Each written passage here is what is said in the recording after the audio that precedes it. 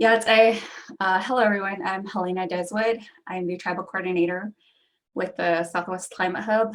And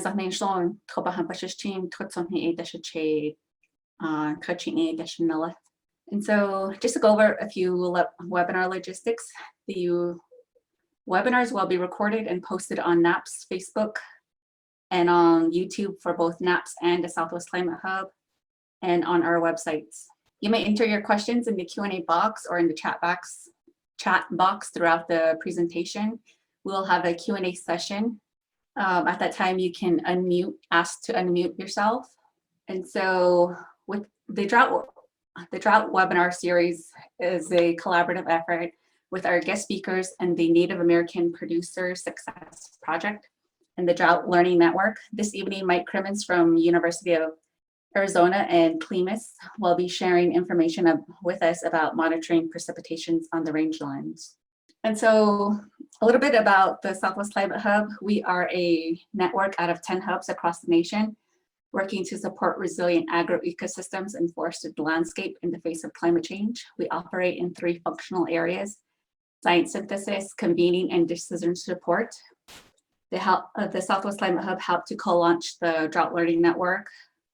The network is a consortium of climate service providers and resource managers and strives to share critical drought-related knowledge to build future resilience. So I'm going to turn it over to Jesse. Thank you, Helena, and thank you, Mike, for providing this presentation this evening. Just a little bit about the Native American Producer Success Project. It's a collaborative effort between developing innovations in Navajo education, New Mexico Cooperative Extension Services, and the Ned Land Grant Office. The project is funded by USDA's Office of Partnership and Public Engagement Outreach and Assistance for Socially Disadvantaged Farmers and Ranchers and Veteran Farmers and Ranchers Program. So thank you everyone for joining us tonight. I'm going to turn the floor over to Mike. Hi everyone, thanks for having me. I'm really excited to be here. It's great to be with you all, and amazing that we can be together over these screens tonight. So I'm gonna, again, Elena, I already shut off my PowerPoint, so I got to try to get it to share it again. Thank you again for having me. So my name is Mike Crimmins. I'm a professor over at the University of Arizona, and I'm in the Department of Environmental Science. But my main position is I work with cooperative extension, and I'm sure most of you are familiar with that. I've got a really interesting job within cooperative extension. I'm trained as a meteorologist and climatologist, and so I am a climate science extension specialist with Arizona Cooperative Extension, but I do work across the Southwest, and I'm really excited to work with my partners at the Climate Hub. And so my job is to basically get climate information in the hands of people. So empower people through being able to use all the different tools and information sources we have with respect to climate. And specifically, in being in cooperative extension, I try to do a lot of support to ranchers, farmers, my tribal partners across the Southwest, and land managers. So in all of these different groups I work with, one of the main areas I focus on is working on rangeland management. So this is going to be kind of a bit of a story of how I got into this particular project, and then some description of the project, and then a little bit on the tools that we've developed and some of the resources. And so this won't necessarily train you on how to do anything. I just wanted to give everybody an overview of what we have available. And then I'd be really excited if you reached out to me if you had specific questions or needed help setting any of these things up. So this will be kind of that introduction to some of the things that we've learned and some of the resources we've developed. So this is titled Monitoring Precipitation on Rangelands, Tools, Strategies, and Best Practices. So I start here in Arizona. We have this kind of old, I don't know what it is, an adage, or it was like a slogan that described the main resource. This is old. This is early part of the last century.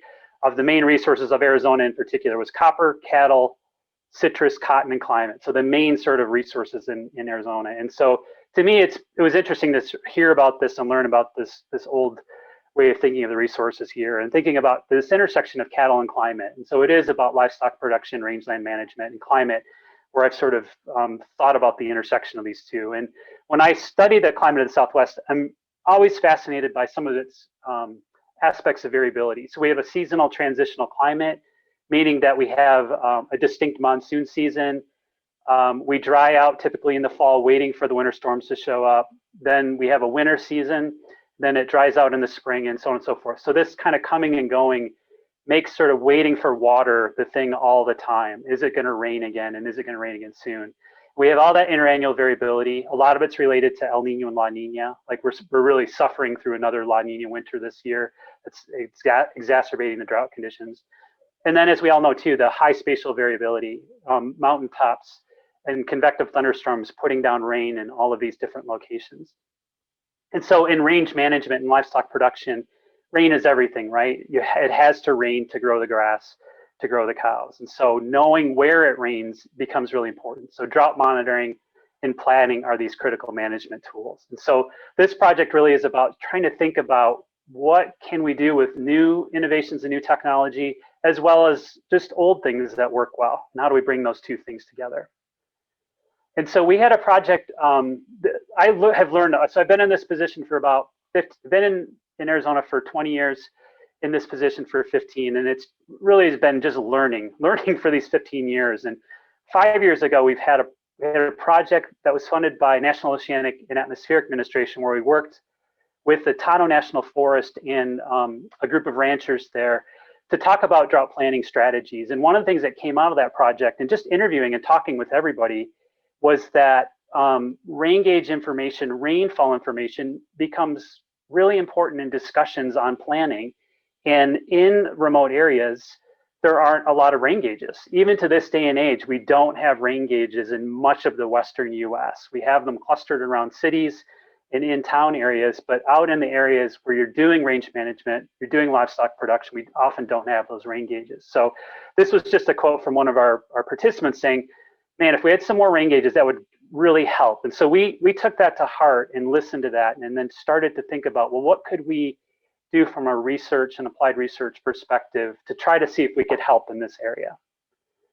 And this has been an ongoing discussion with my colleagues in Extension over here, is that this is a known thing in range management of doing rain gauge monitoring, but there's always been sort of different practices and different strategies, and everybody's got kind of their own favorite way. This was a really cool, this is some of my colleagues in Southeast Arizona. Again, simple rain gauges really do the trick, but we had gotten some input that maybe we could do a little bit better with some of the tools. And having this rain gauge information becomes really important, especially when you're trying to discern what the changes on the landscape really are telling you if you're in a drought situation. So we, in Extension, have been working to develop these best practices, and not only figuring out how to use the data, but in constructing them, where to put them, and how to read the gauges and manage the data. And that's what we'll be talking about. So what I'm going to summarize as far as where we got some of the projects came out of this particular sub-project from our earlier NOAA funded grant from about 5 or 6 years ago. And so these are some of my colleagues here and some of our partners that help provide some funding. So this is developing tools and strategies for ranch scale drought detection is what we called it. And so what we did within this specific project was we developed a precipitation monitoring working group. And this was up in Gila County in the central part of Arizona, where our partners were the Gila County Cattle Growers, the Forest Service, Game and Fish, and the Bureau of Land Management. And the idea was that if we got everybody together and we just had some discussions about what was working and what wasn't, that we would learn from each other. And then those of us at the university could try to take what we heard, go back and think about what we heard, and then see if we could do any development on that. So we did this in this process back in June of 2016. It was to get together to discuss some of the things that were working and weren't working. And I had, even prior to that workshop, in the funding of this project, I had some discussions with some rancher colleagues from the other project, and we just started kicking around some ideas of what might be some strategies to develop new rain gauge construction. And I ended up building a bunch of prototype gauges, gave them out at this meeting, and then we went off and then put out gauges. Everybody who participated came to put out gauges. We came back together after the monsoon season in November 2016, and then actually reviewed what people found with their rain gauges and what worked and what didn't. and then started to talk about the tool development and the training materials around that. And so in that Precip working group, then by the next summer, we had a larger workshop where we invited people, as many as we could find who were interested in the region, to come to this, gave out more rain gauges, and that's sort of continued on to this day. So we've got sort of a community of people interested in this and contributing their ideas, and we're continuing to sort of refine both the design of these rain gauges and then the tools around them. And so this idea of best practices is a little bit tongue-in-cheek, because I am not a rancher, I'm not a land manager, I live here in Tucson, but it was this idea of best practices is what we've learned from our community of practitioners in our working groups. Is I'm trying to sort of gather that and then reflect that back to you today. And so things that we heard were more is better, but need to tie to range monitoring and decision making. So that's kind of the obvious thing is where do we put the gauges? Well, they should be tied to needing to make a decision. I'll talk a little bit about that more later. And the idea then, if we can read the gauges more frequently, then we can actually get information on intensity. So often the gauges are put out and read once a year, which is really helpful, especially if you're doing your range monitoring at that time. But just knowing how much of that accumulation came in one season versus another could be an additional piece of information, or numerous times through a season can also give you a sense of whether or not it was heavy rain that may have produced runoff and could help with filling tanks versus gentle rain that would recharge soil moisture and grow grass. So it's the timing of the rainfall, so when. And then as a climatologist, it's always to me about the statistics of was this unusual? Was this normal, quote unquote normal? And what does it mean? So what is normal for a rain gauge without a long-term record? And that was some of the tools that we've developed to try to assist with that. Okay, and so part of this is on the where side of it is how many gauges do we really need? And this is something we still sort of struggle with, and it becomes a discussion about, well, how much data do you need to make a good decision? And so we've got on this, I made this conceptual diagram here of the lower left corner is you have very few gauges and you read them not very often. And that by itself may be enough if you only really need to know total precip at a site to tie to some range monitoring, maybe that's enough. And then they go to the far upper right corner is lots of very high-tech gauges in very dense clusters, collecting data in real time. And so that's the extreme where it's used for research. So up there, I have, for an example, the experimental watersheds like Walnut Gulch. So range monitoring is going to be somewhere in between, and you've got to kind of think about it in a cost-benefit perspective. Is that if you put out a lot of gauges, and especially I've talked to people who want to put out tipping bucket gauges. So you can put out expensive monitoring, but it's hard to maintain, and then it's really about the cost-benefit. So you do get this increasing cost. And if you put out a lot of gauges, even inexpensive ones, it's hard to read them. And there's cost of time and there's cost of energy to get out to the gauges. So just trying to think through how many gauges do I need to make a decision, and we'll continue to talk about that a little bit today. Okay, so this is a map I used in our previous project, but it's just to illustrate where do we actually have a lot of these gauges. And so this is so Phoenix is in the lower left here. And this outline right here is the Tonto National Forest. So it's just outside of Phoenix. And you can see that we have lots of gauges in and around Phoenix. A lot of these are CoCoRaHS gauges, which we'll hear about I think later in the webinar series, but they're often collected in urban areas where there's lots of people. And then once we get out into national forest land, into tribal land, into just in general, land managed by a public agency, the density of the gauges goes down. There aren't as many people. There aren't places where there are communities where somebody is manually taking those gauges. And so you can see here that the green dots within the Tonto National Forest are actually pretty sparse relative to the urban area. But that doesn't stop us from coming up with climate products like this one, where we can grid precipitation. We make statistical estimates, and it's basically guessing with statistics of what happens between these green dots. So we can statistically estimate based on elevation, with the idea that upper elevation areas are going to be wetter than lower. And if we have gauges, then we can adjust against topography. Is that these little squares here are 4-kilometer grids from this something called PRISM, which is a climate gridded product, which I think in a real-time basis, it's not bad, but again, if you really needed to know what happened at a site between these green dots, then having a gauge there of your own is really the best solution. You know, waiting or relying on some of these gridded products that are estimates won't always be the best solution for you. But we can use these kinds of gridded products to help us understand what the climatology might be at these locations.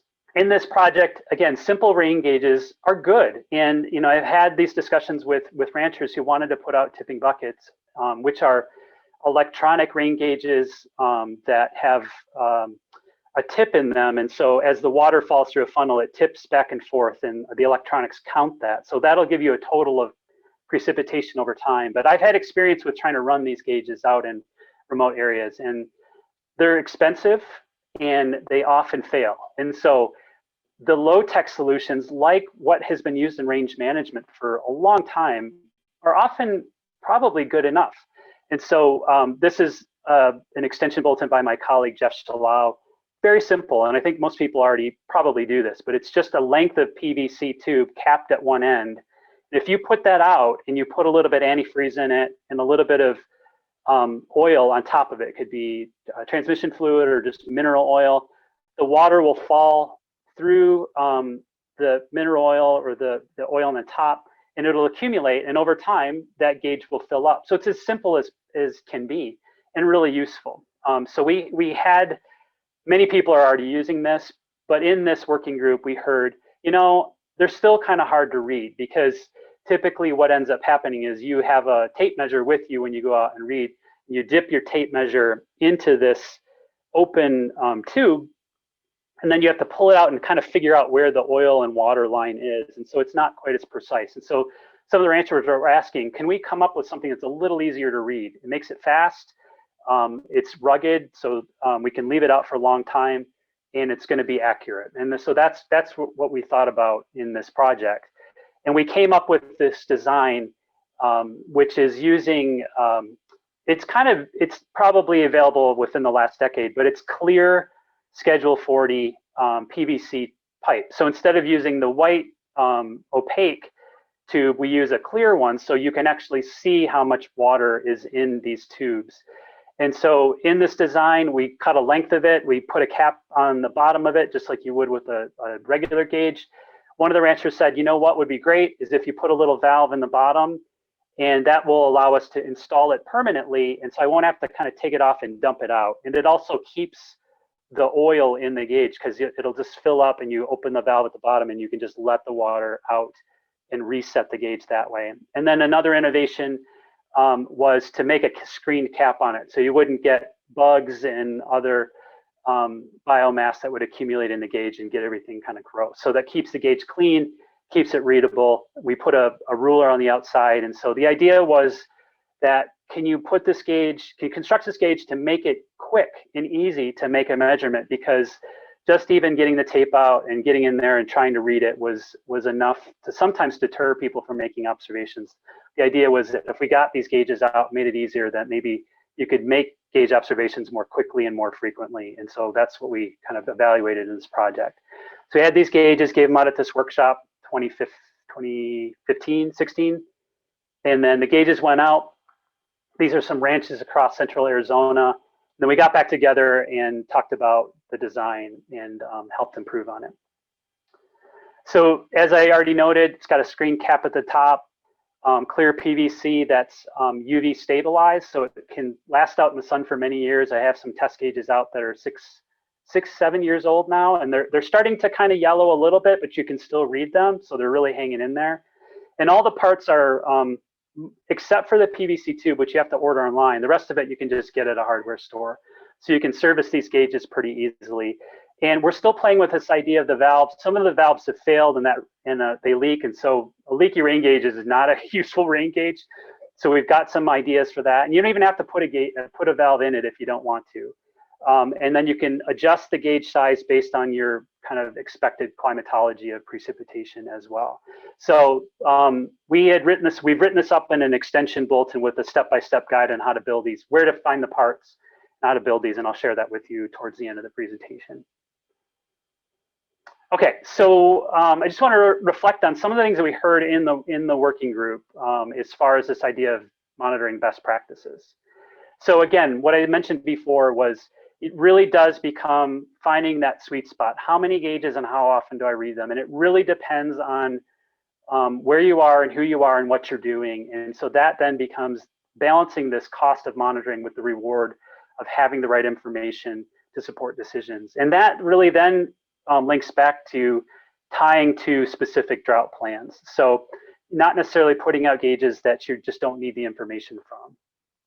And so how many gauges and where? So this thing I just said, tie to existing plans, collect data at locations where you need to know if it rained or not to discern the impacts. And often in my discussions, this is at where you're doing clipping or some other kind of monitoring to assess the impact of drought and the impact of precipitation on a site. And then so that's sort of key. And then there are other things that you can do that really, I think, help, are placing gauges in locations you drive by often. So we had a lot of discussions about putting rain gauges on fence posts at gates.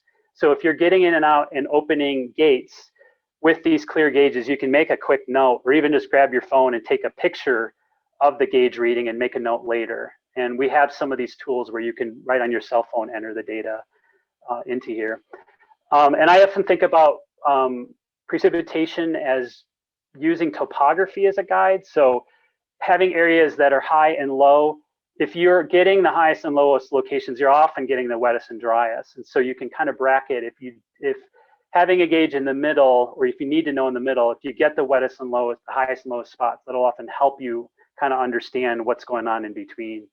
And then, you know, this idea of if they're cheap gauges, there aren't really, there isn't such thing as too many gauges, but again, it's that cost benefit. You know, is the cost cheap enough and the reward is going to be beneficial?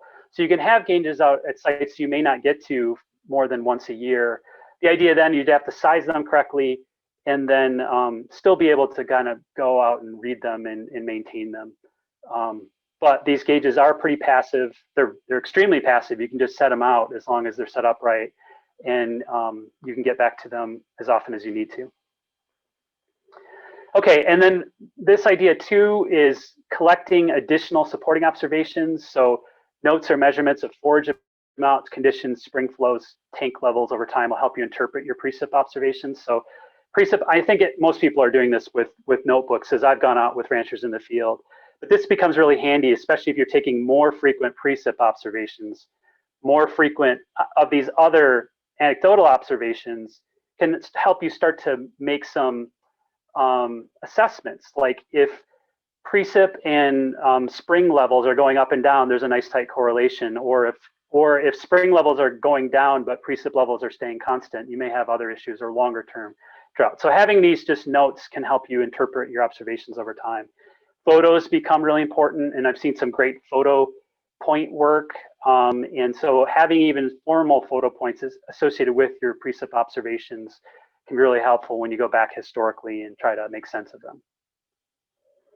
Okay, and then this idea then about the climatology. So precip data are invaluable and become even more valuable as your data set grows. 10 years is not bad. If you have 10 years of observations at a site, that's getting closer. You know, in climatology, we really rely on at least 30 years to develop a statistical average for climatology. But you know, 10 years at a site is a lot of rain gauge data, so you can start to get a sense of what's unusual and what isn't. But we are trying to think about bringing together other pieces of information to help you understand if an observation is normal or not. So how do you know, especially if you put out a new gauge and you're just taking it your first observation, how do you know if that's unusual or not, especially if that's at a new location? So that's where we've developed some tools. So this first tool I'll talk about tonight is it's an app I've developed, and it's at this kind of strange address up here. And we'll make sure that you can link to this, and you'll see this. We can share the presentation and share the links to this as well. But it simply is a way of you can drop a pin anywhere in the continental U.S. And if you set the beginning month that you're interested in, you know, where would I start from to start thinking about precip forward? Start month, start date, the length of the chart that I want to generate, and then I can customize it, hit generate chart, and then I can even download it as a printable packet of information, and it's simply going to tell you what the kind of range of cumulative precipitation would look like over a period of time. So say, for example, if you're interested in the monsoon season, you could set it to June 1st, run the chart out through the end of September at your particular location, and then it's going to make this little chart here. And so this chart is basically the same as what the gauge would fill up the rate of the accumulation of precipitation in your gauge. So if you came out at any point in the season, you can look at the level in your gauge and compare it to these curves here. And so if you're on that black line, you'd be near the median or near the average. If you're way above and it's up towards that dotted line, the 98th percentile, you're near record wet. And then if you're down at the very bottom end of this, it would tell you that you're dry. I mean, you're probably going to already know that, but this quantifies your observation relative to a statistical estimate at that location.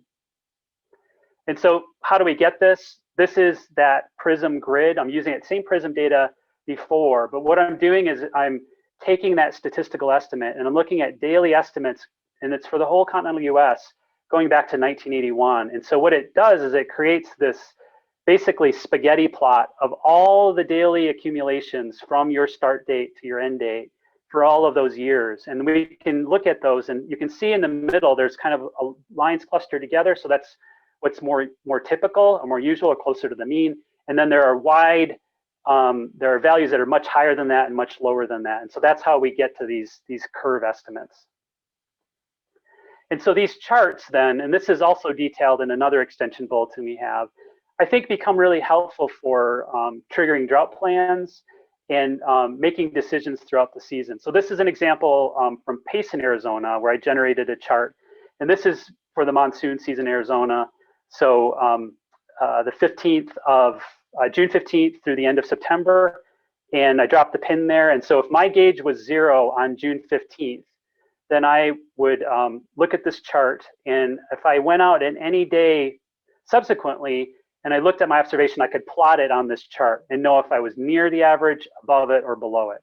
And so this example is using, what if we just took an observation at the end of the summer, and I just had an observation, I know the gauge was 0 on June 15th because we zeroed it out, and I took that observation, the single observation of the summer, on September 30th. It was 6.74 inches. That's great. That's really useful information. That's just slightly wetter than the long-term mean for that site. So that's really helpful. Okay, so but what if I were able to get out one time in the season, and I got out, I knew it was 0 at June 15th. I checked the gauge on the 16th of August, and it was 4.13 inches. Okay, so we're still, even by midway in the season, it's a little bit above average. So at that point, I would assume that we're kind of on track, right? And then if I measured at the end of the season, I would have known that we're just above average.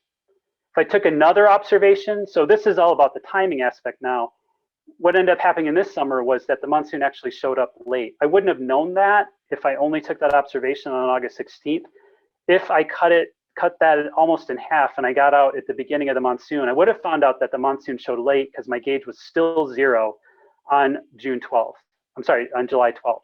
All hope is not lost based on this curve, but it's still, that was a very dry start to the monsoon, which might then lead to some impacts with vegetation that might even linger for the rest of the season. So that would give me another piece of information to interpret later on when I went back over my records. Took another observation later in the summer, it was about 6 inches, and then took another here. So just piecing together, going from 1 to 5 observations actually paints a different picture of how the precip showed. It was actually a little bit late, and some of that precip showed up later. So you might actually have seen vegetation impacts that wouldn't, maybe the 6.74 at the end of the season wouldn't have told you. So we can see here that the red dots and my lines connected together give me my estimate or my interpolation over time. The orange line is actual statistical estimate from PRISM, which tells me the timing of those precip observations.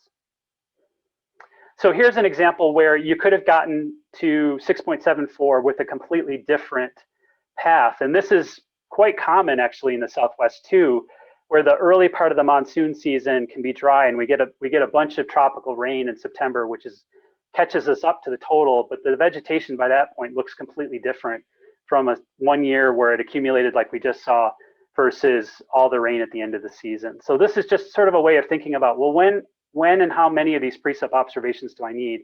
It really depends on the timing of your activities through the season.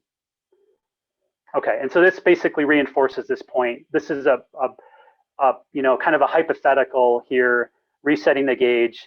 You know, thinking about July 20th is about timing of greening. The 23rd, just sort of splitting the season in half towards the later third.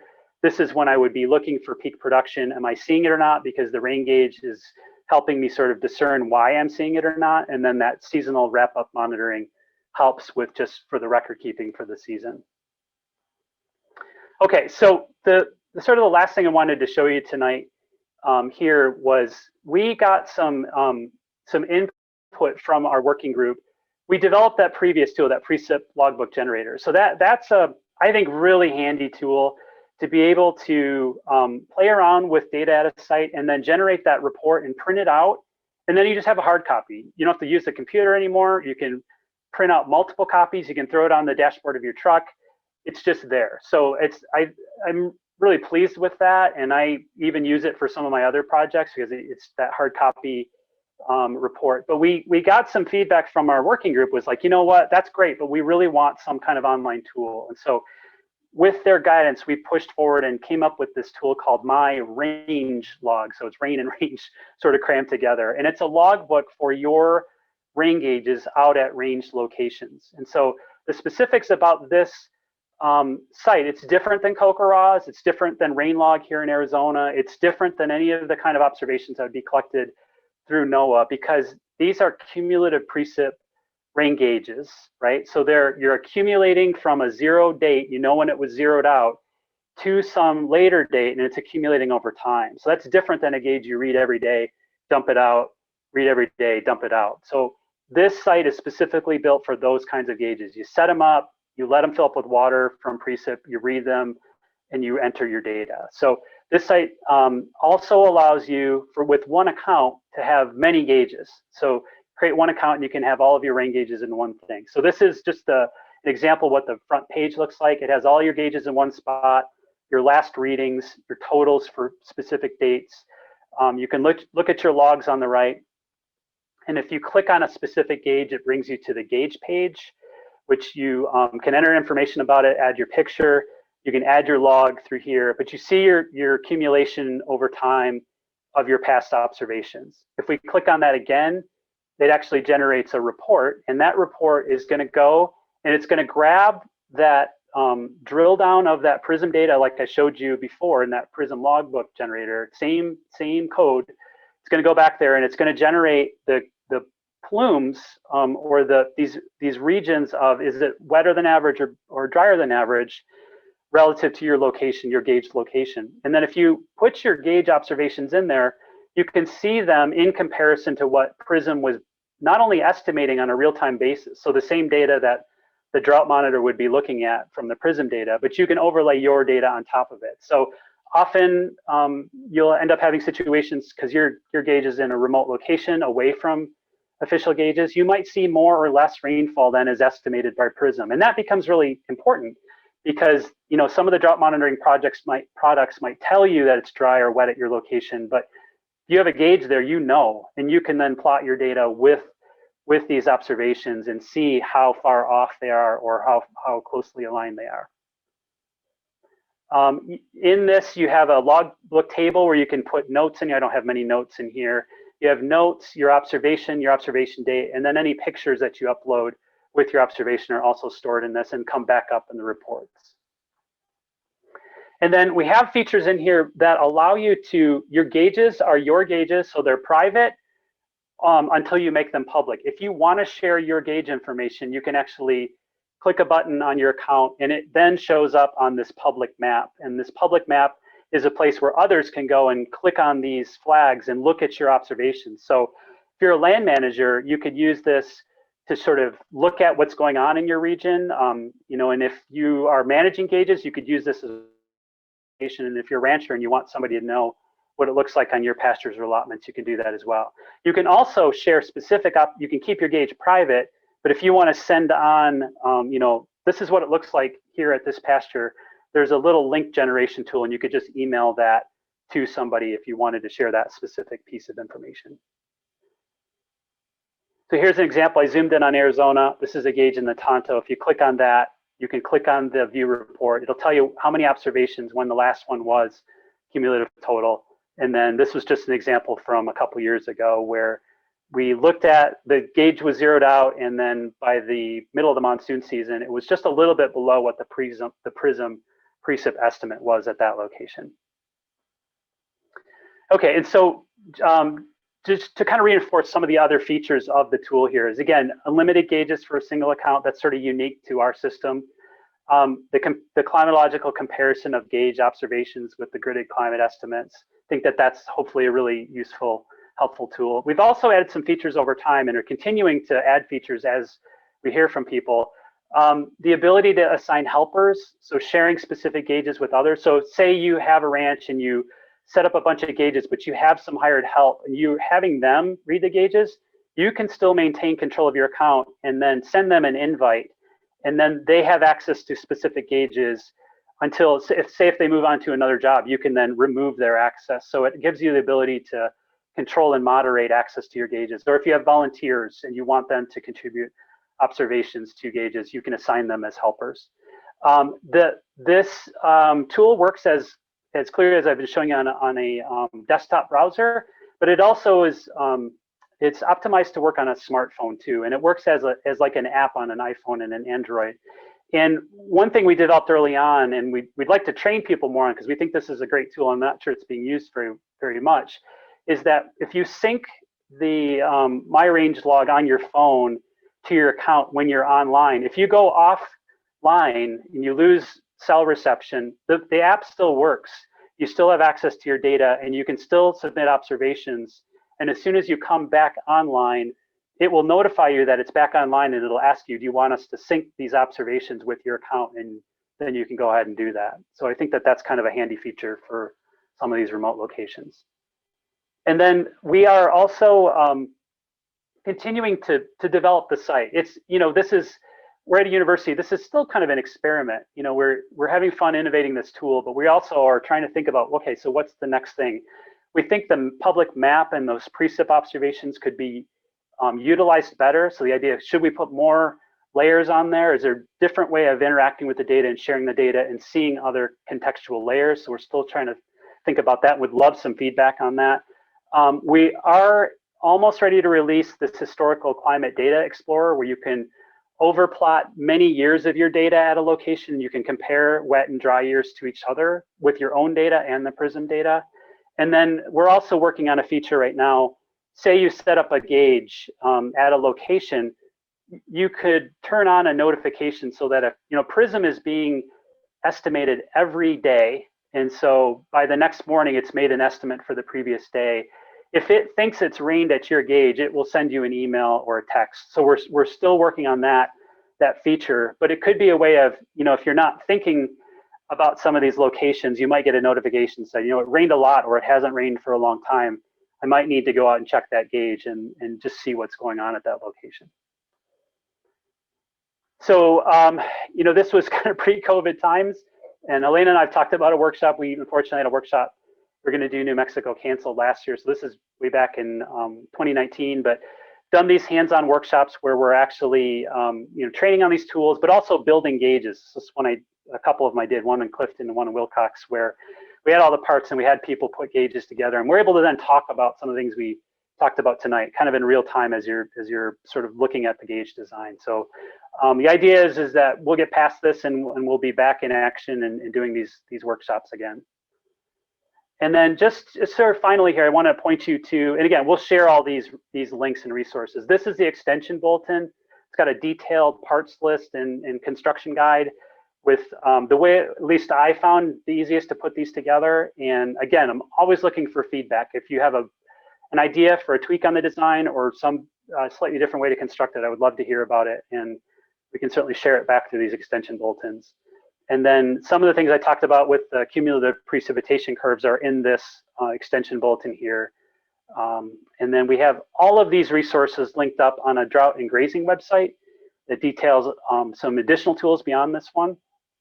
And so that's a simple sort of cals.arizona.edu/drought and grazing, all crammed together as one word. And so that's what I have for tonight. And thanks so much for the invitation. And I'd be happy to answer any questions if anybody has any. Mike, you can keep sharing your screen. Okay. So folks, let us know if you have any questions, or raise your hand and you can be unmuted. Okay. My question is, how much different is the Kokora compared to the one you're doing, with the tube that you have? The tube that you have, you can, prolong it, not be out there, especially during a monsoon season. That would be really good on a range where you're not able to get access due to the mud or whatnot. But on the Kokora, how would that make that one different? It's a really good question, and I want to make sure that it's clear that, like, I think both are really useful. So Kokoras is really important for daily total observations. So knowing every day how much did it rain at a location, and Kokoras is actually really important because it drives the PRISM estimates. So PRISM has actually really improved its estimations of precip over time because volunteers are contributing observations through Kokoras. So if you're doing that, this is not a replacement for that. But as you said, Sadie, this could complement those efforts, especially at locations that are, you're not getting to more than a couple times a season. And again, at locations that you really would like to know what the rainfall totals are.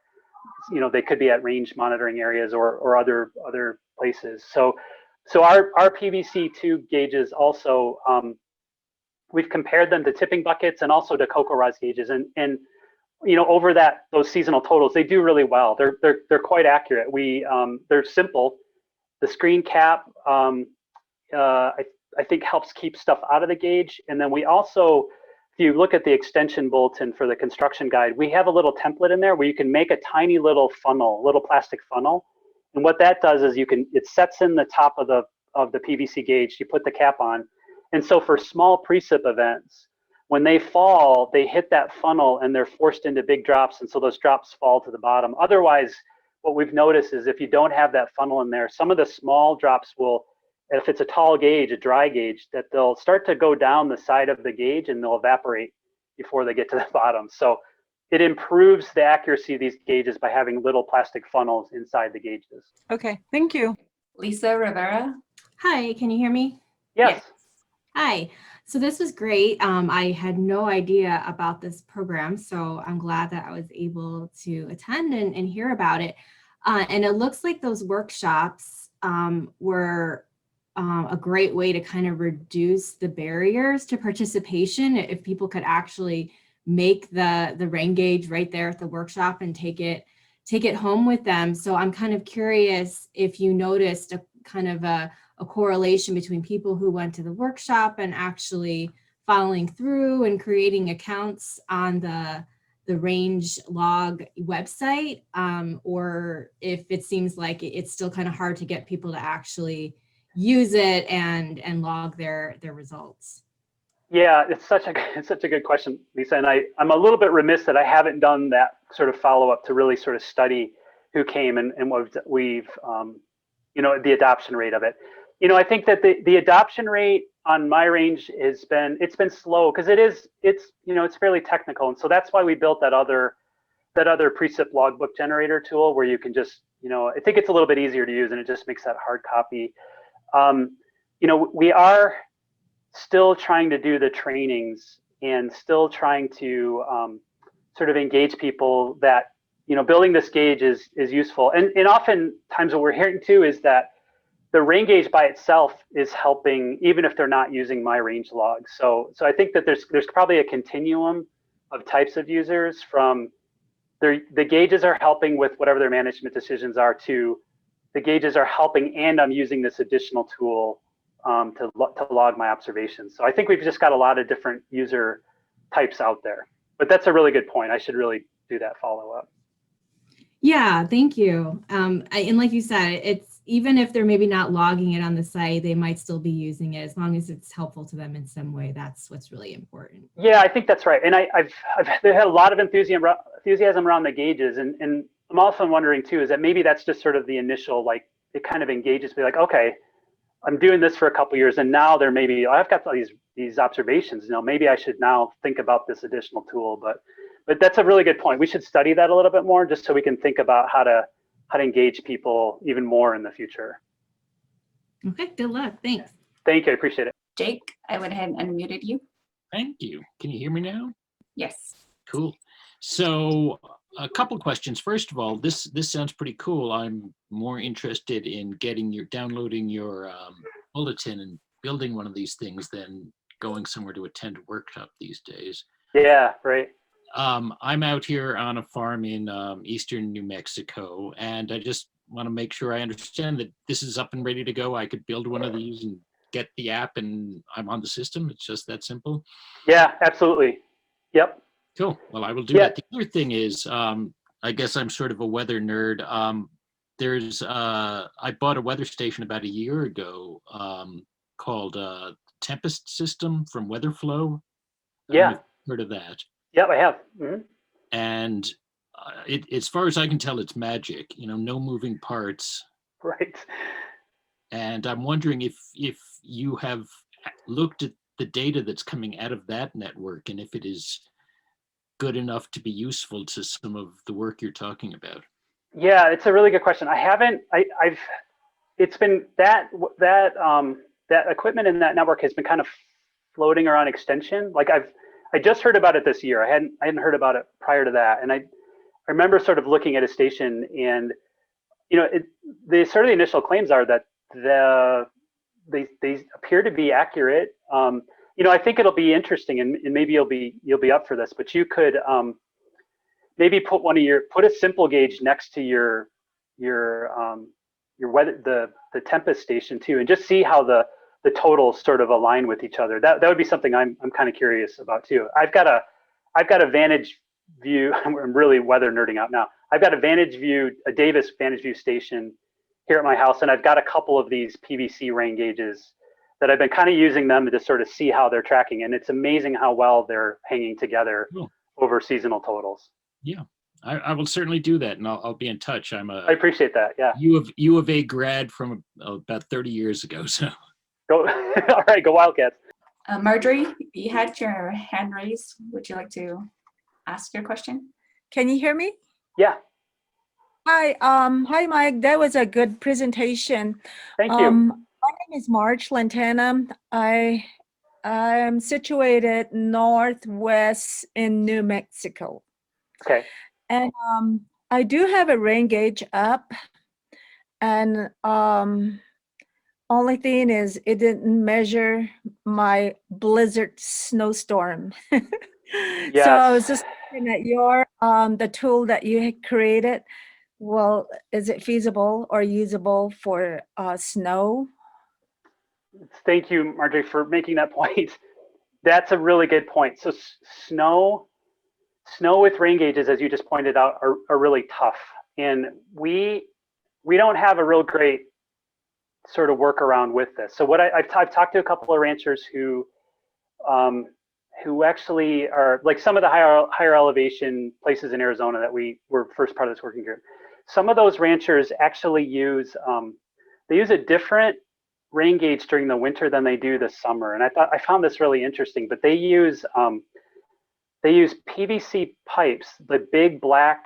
I think they're actually ABS, so they're like sewer pipes, and they make them, they cap them, and they're much wider. You know, I think they can be like 8 inches, and so those gauges they have a better chance of catching snow in them. And then when the sun comes out, they warm up, and then you can see the total water in them there. That's just the closest I've come to being able to think about how to deal with snow. These PVC gauges probably won't do a great job with snow. You'd have to take the cap off of them. They may catch some of that in there, but if it's a really windy event, like you said, a blizzard, then the precip, all it does is it blows into giant piles up against things and then melts out that way. So we don't have a really good strategy for that. So, but thank you for making that point. So anybody who's in a really sort of, snow is a really important part of the precip. You probably want to have something complementary to this, you know, system to catch that precip, and then think about this probably for the warm season. Thank you. Thank you. Okay, Mike, we have a question in the Q&A box. They're asking, do you have any tips to keep curious folks from interfering with the gauges or from shooting at the gauges? Oh my gosh. So I forgot to mention that. We had a good 45-minute discussion about that at one of our working group meetings. Let me see if I can find a, in the extension bulletin, I actually have like a couple of paragraphs on that idea. And one of the gauges here, I want to just find this for you. One of the gauges here, this upper left gauge right here is behind one of those large PVC pipes I was just talking about with Marjorie. It's an oversized PVC pipe. And so this rancher in particular, what he did was he camoed the outer pipe and then hid his gauge behind it. So the road is actually out to the left of this gauge. It's out towards that past the barbed wire fence. And so you can't really see the gauge from that direct. It's a blind basically until you walk around and you can read the gauge on that side. So that way he just sort of kept it out of sight. The Forest Service says that they put American flags on stuff that they don't want people to shoot. So apparently that works for them. We've also had people sort of, if they make a note on it, like a contact, and it explains what it's about, that's one strategy. You can camo these gauges. You could totally spray paint them and leave a little, like I did this with one gauge and I put a piece of masking tape down the PVC so it's a little sight window, and I painted the whole gauge and then pulled that off. So there's still a place that you can see next to the ruler. So that's one way. And I've even done things like taken a burlap sack and then covered the whole gauge in it, and you can hang stuff off of it and then really and really camouflage it.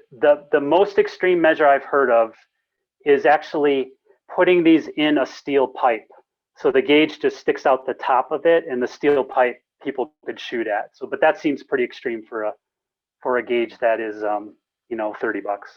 There's another question in the chat. They're wondering if the workshops can be held over in New Mexico as well. Yeah, absolutely. That was our plan, right, Elena? We were going to do that in New Mexico. Yep. Yep. Okay. Any more questions? If not, we can go ahead and there's some more. How will we know when a workshop is happening? So since you've registered, we'll have a follow-up email, send a recording, and the presenters, they'll share a PDF of their presentation with their contact information as well. And here at the Climate Hub, we also have a e-bulletin that we send out. So if you don't mind, I can add you to our bulletin, and there we have a list of upcoming webinars and workshops, not just ours, but with our partners as well. Yeah, I'm excited to do some more hands-on workshops and finally get the ones we had planned, Elena, off the ground. So I think hopefully that'll happen, post-COVID, hopefully later this year. Yes. Our next webinar will be next week, and it will be with Dave Dubois from the New Mexico Climate Center. He'll be talking about COCORA's network. That's my little one here, if you can hear. Yeah, so I'm going to go ahead and turn it over to Jesse to talk a little bit more about their NAPS program. But other than that, we'll see you next week. Go ahead. Okay, thank you, Helena. And just to remind you guys before you log off, we're going to launch a poll here in a couple of seconds. If you could answer the questions, that would help us a lot. Sadie or Helena, if you're able to share the poll with our participants. And while you guys are filling that out, I'm going to just go over the goals of the NAPS project. And so we are increasing the profitability and long-term sustainability of Navajo farmers and ranchers.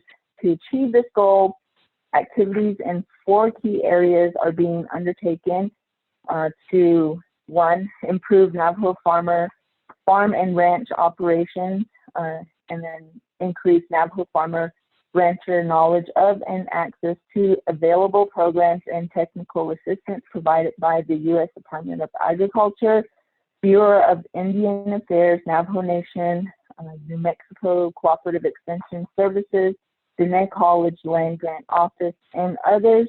And then lastly, strengthen the organizational capacity of the Navajo Farmer and Rancher Congress to address the current and future needs of Navajo farmers and ranchers. And then I would like to also remind you guys to like and follow us on Facebook, where we post information about upcoming events, monthly newsletters, how-to videos, USDA resources, and links. And then also our recorded webinars will be posted on the NAPS Facebook and NAPS YouTube and on the NAPS and Southwest Climate Hub website. So thank you again for everyone joining us. And that concludes our webinar this evening. Stay safe, everyone. Thank you. Bye. Thank you, everyone. Bye-bye.